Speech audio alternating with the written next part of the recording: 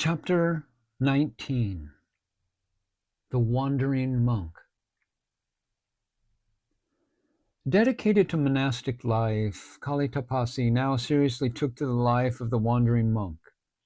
Let us now accompany him throughout the pilgrimage of his eventful wandering years, which, beginning from 1886, continued for a period of one full decade.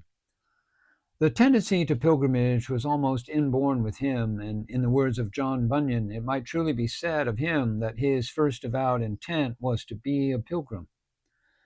After the passing away of the master, the intention became more and more intense. To have a correct picture of Abhedananda as a wandering monk, it is necessary to refer first to the accounts recorded by him in his autobiography, and secondly to the accounts given by Mahendranath Dutta in his biography of Swami Vivekananda. The full story of his wandering life has yet to be recorded, and what we get in these two accounts is a bit incomplete, though authentic. His 10-year sojourn, however, was not a continuous one, nor was it performed at a stretch. There were breaks due to his occasional visits either to Baranagar or Alambazar Muth. From the accounts available to us, it appears that during his long pilgrimage, he covered almost all the important regions of India, just as Swami Vivekananda did. In fact, both of them were constantly moving from place to place, and almost at the same period. Besides Vivekananda and Abhedananda, there were other monks of the Ramakrishna order who were also then traveling from one place of pilgrimage to another. Never in the long religious history of India, since the days of Shankaracharya, do we come across such a unique band of young sannyasins, traditionally clothed but with a different mental makeup, wandering and practicing all sorts of austerities, and at the same time acquiring a first-hand knowledge of the social, cultural, and religious life of the country in which they were born and brought up. They were out, as it were, to set a new example in this respect, which afterwards assumed a new meaning.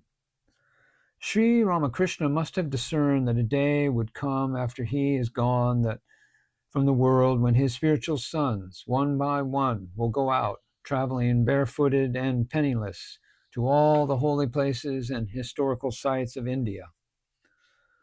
Religion apart, their interest chiefly would be to see for themselves the actual social and religious conditions in the country. He also knew for certain that this new band of sannyasins were to preach to men both in India and abroad. And as such, they were not supposed to fully concentrate their energy on the search for mystic realization alone, nor did the delights of the inner life make them turn away their eyes from outside. As spiritual sons of Sri Ramakrishna, they had a mission to fulfill, a new example to set up, and a new message to preach. And it was therefore quite natural for them to rise out of meditation, to come out of their abodes of seclusion, with a view to obtaining a true knowledge of the soul of India, as revealed in her centuries-old spiritual, cultural, and social traditions and customs. The training and education they received at the Spirit School at Baranagar Muth was fulfilled afterwards when they went out to different places of pilgrimage. They were not the sannyasins to spend their lives indulging in the idleness of God. They were, on the contrary, destined to place their intellectual labors at service of humanity at large. Thus, when time came to respond to the call of the forest, they were ready, with staff and bowl in hand, as true monks. And perhaps only two of them knew better than the rest that a great mission awaited them. The blessed two were Swami Vivekananda and Swami Abhedananda. When each of them appeared on the world stage in the dignified roles of the preacher and the teacher, they certainly fulfilled that mission. This saga of their lives has now become a part and parcel of our spiritual history. It was from Jairambati, the ancestral house of Sharada Devi, that Kali Tapasi began his real wandering life and his first long journey.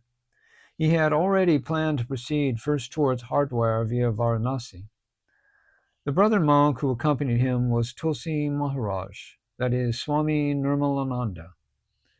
He bade goodbye to Naren and the other brother monks who were then present at Jairambati, touched the feet of the Holy Mother, and left the place for Varanasi, walking all the way via the Grand Trunk Road. Their plan was to visit Varanasi first and then to cover the entire northern region, beginning from Hardwar. It is needless to mention that they were also determined to wander penniless. As Abhedananda writes, "While on our pilgrimage, we resolved not to touch any coin, even if offered to us by anybody. It is customary with the order of a sannyasin not to touch fire, so we decided not to have any food cooked by our own hands.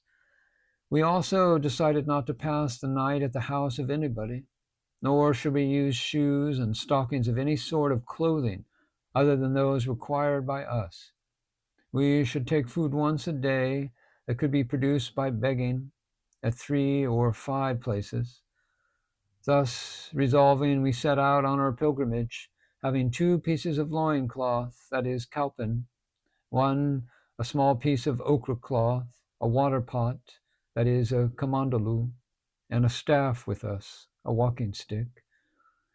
Daily, we used to cover 10 to 15 miles in the morning and 12 to 14 miles in the afternoon. And thus we began to proceed through the track that lay through Burdwan and Rangaj and through the forest of Santal Pargana." Kali Tapasi was then just 23 years age when he set out for this pilgrimage, and what the hazards of the journey really meant to a young man at that age is just beyond our imagination. This is why, in the latter part of his life, pointing to a photograph of his taken at the time, Swami Abhedananda once said to his disciples, "You won't be able to know the real Abhedananda unless you have any idea about my former life when I traveled barefooted all over India as Kali Tapasi." Truly so. In fact, this period of his glorious life reveals the intensity of a spiritual life wedded to universal regeneration. Such hardships as he experienced during his great periplus of 10 years throughout India also reveals to us a fine aspect of his nature, his spirit of independence, and his burning desire to remain constantly alone with God and the memories of his master. He also learned many things from the great book of life. Thus, his pilgrimage was marked by 2 sharp features, devotion and heroism. And this perhaps enabled him to sustain such extreme hardships as sleeping under a tree or on the pallets of beggars without thinking for the morrow. This wandering life also afforded to him an opportunity to experiment with the teachings of the Master, and the best teaching that he had from his mouth has remained engraved in his mind, and that is, love man irrespective of caste, creed, and color, as you would love God. And thus, when he arrived in the Santal Pargana, Kali Tapasi became at once attracted to the simple life and customs of this nomad people, with whom he easily felt at home. He wrote, "There were numerous small hamlets of the Santal spread on the fringe of the road. Frequently we went into the interior of the villages, freely mixing with them and talking to them. We also learned many of their customs. We went on and on through the dense sal forest and the jungle containing mahogany trees. Begging was out of the question at that time, so we had to remain content with what could be procured on the road, such as fried rice and fried gram. Sometimes we spent our days simply by taking fruits and flowers of the mulua tree. At nightfall, we would spread out our blankets under a wayside tree and sleep, using a brick or a slab of stone as our pillow. Our journey would come to a halt as soon as dusk had arrived, when the roads were hardly visible in the gathering darkness. And when the night was over, we would again be on the road long before dawn. The journey at this cool hour of the morning was naturally pleasant, and we could easily cross 10 to 15 miles before it would be 10 o'clock. It was then time for us to rest and have our bath in a nearby tank or river. Then we proceeded towards the adjoining village to collect food and satisfy our hunger. Then, resting for a while under a tree, we would again commence our journey till it was evening. One day it so happened that as we were trekking our way through the forest of the Santal Pargana, I noticed a stout Santal out for hunting with a bow and arrow held in his hand. I called him and asked him in Hindi where he was going. The Santal replied that he was out for hunting. And what would he hunt? To this he replied that only peacocks were available in this area. The man appeared to me to be in a very jolly mood and perfectly healthy. He cast a joyful glance at us and then disappeared behind a bush, laughing all the way. Our destination was Jamtara, but since we were lost on the way, we could not find out the right direction. At length, a kind-hearted Santal woman helped us in the matter. At last, Kali Tapasi arrived in Ghazipur, where he, along with his companion, was the guest at the house of one Sisar Chandra Bose, who was a munsif there. He was highly proficient in various philosophies, as well in Sanskrit literature, and was at the time engaged in translating into English the Panini grammar and the commentary on the Ishopanishad, as done by Shankaracharya. So the company of a learned scholar was very much agreeable to him, and he spent a few days there, which he utilized in studying again the Siddhanta Kumudi and the Mahabhashya, which is a commentary on the grammar of Panini, and which is also regarded as a great book containing philosophical discussions. In fact, he had impressed very much his host with his love for deep knowledge in Panini grammar, which also proved helpful to Sisar Babu in his English rendering of the Siddhanta Kaumudi. Besides helping him, it is on record that Kali Tapasi himself actually translated some portions for him. His journey to and stay at Ghazipur was thus fruitful in more than one respect. Here he got some opportunity to refresh his mind with the study of two Sanskrit books mentioned above. The example of his host also inspired him to undertake the work of translating into English the Gospels of the Master. And Swami Abhedananda, as we all know, was a man who never allowed the grass to grow under his feet. He really meant what he said, and at once he set himself to the task. As he later wrote, "Besides my host, there was Tosi Ishan Mukherjee, a householder devotee of the Master, who had just then arrived at Ghazipur for a climate change. He was well acquainted to Sisar Babu, and this is why whenever he came to Ghazipur, Ishan Babu would invariably visit his friend at the latter's residence. I was also previously acquainted with him, and saw his joy knew no bounds when he found both of us, myself and Tulsi, there at the residence of Sisar Babu. Ishan Babu was all the more delighted when he came to know of my attempt in translating the Master's Gospel into English. Ishan Babu himself had already translated some of the Gospels. It was extremely hot when Kali Tapasi came to Ghazipur, and it was here that he experienced for the first time during the noon the intolerably hot wind as from the furnace. Here he also met Hari Prasanna, afterwards known as Swami Vivekananda, a disciple of Swami Vivekananda who was an engineer at Ghazipur. Recording his reminiscence of Ghazipur, Swami Abhedananda has related a very interesting anecdote which is worth reproducing. He wrote, "One day Hari Prasanna introduced us to a very well-known Sanskrit scholar of the time who was a dualist and as such a staunch opponent to the philosophy of non-dualism.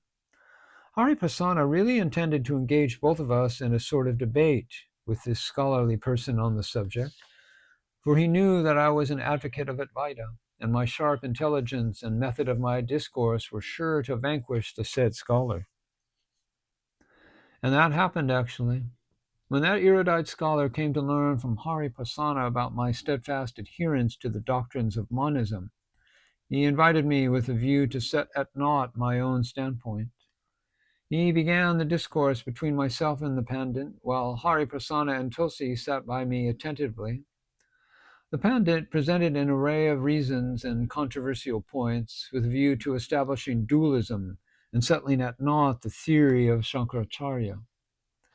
I perfectly remember that his main objection was this, that Shankara had grossly misinterpreted the Vedanta Sutras of Vasa. The entire discourse was in Sanskrit, and I squashed his each and every argument against Shankara, establishing the authenticity and reasoned exposition of Shankara's unsurpassable commentaries on the Upanishads and Vedanta Sutras. And the thrust of my counter-arguments silenced the scholar, and all the objections raised by him were fully squashed. After 1 hour of debating with me, he admitted his defeat, saying, "You are perfectly right, but I still maintain that dualism is all the more better for everybody." I then told the pandit that all the three schools of thought, dualism, non-dualism, and qualified monism, have their places according to one's receptive faculty. But in the ultimate experience, there is nothing but Advaita. The scholar indicated his approval with a gesture, while both Tulsi and Hariprasana expressed their satisfaction.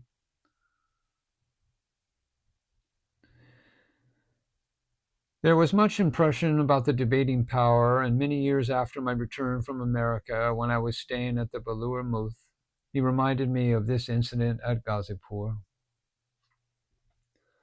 Just as morning shows the day, so this incident indicated the future apostle of monism in Kali Tapasi, who, like Naren, the future Swami Vivekananda, whose wandering years were also full of similar incidents, possessed the most penetrating intellect and comprehensive outlook on life. And when Kali Tapasi returned into Swami Abhedananda and Naren into Swami Vivekananda, both of them proved themselves during the periods of their travels in India and abroad as unparalleled exponents of Vedanta philosophy, of which they were staunch adherents. So the people of India, by and large, came to know that they were no ordinary sannyasins that usually roam about the cities and holy places of India. On the contrary, they were the representative of the followers of Shankara and were destined to impart a new halo to the religious consciousness of the nation. It was at Ghazipur that Kali Tapasi also met the famous saint Pahari Baba, about whom he had already heard from Naren, who visited the saint while the master was passing his last days at the Kosapur garden house. The saint was called as such because of the extremely small quantity of food he allowed himself in his rigorous ascetic discipline. And monks in India are called Baba, which means father. So Pahari Baba had been lost to the world for many years. He shut himself up in a cave and spent all his time in meditation. As Abhedananda writes, he shut himself in a cave and spent all his time in meditation. And one day, accompanied by Tulsi, I went to his place where I found him shut up in a cave, and he never came out. Whoever went to him, the saint talked to him from inside the cave, but he talked little. There stood a temple adjoining the cave, which was built by Pahari Baba and his younger brother, who worked there as a priest. And inside the temple there was a fine marble statue of the deity Narayan. The brother also served as elder, and sometimes Pahari Baba would not touch food for a month at a time, and the doors of the cave remained closed, and the saint remained all the time deeply absorbed in samadhi. Nobody went to him at that time, but his attending brother never failed to put some sort of food daily at the entrance of the cave, just to find them untouched the next day, and they would be brought back. The asceticism practiced by Pahari Baba was really unique and extraordinary. So when we reached there, the saint was in a state of meditation inside his cave abode. And as soon as he came to know of our arrival, he called to us, and we came to his side. We prostrated ourselves and addressed him in terms of exalted respect. When he came to know that we were the disciples of Sri Ramakrishna, he was transported with joy and treated us with great affection. As he spoke of the Master as God incarnate or an avatar, his voice seemed to be heavy with feeling. I then discussed with him a few topics about God and religion, to which the saint replied slowly by gesture and also with a few words. A man of the highest spiritual attainments, Bahari Baba appeared to me to be a man in a state of constant self-realization. From this account, we might infer that Kali Tapasi was extremely happy when he met Bahari Baba at Ghazipur. The few minutes spent in his association must have been a delightful experience to one who himself was a great explorer, both by practice and by knowledge, in the realm of spirituality. After Sri Ramakrishna, perhaps it was the saint of Ghazipur in whom he found a real yogi who revealed to him the power of absolute transfixing of individual personality into divinity, which is known as Nirvikalpa Samadhi, and which also characterized the spiritual attainments of his master. Thus, his stay at Ghazipur was fruitful in more than one way, and the memories of those days must have lingered long in his mind.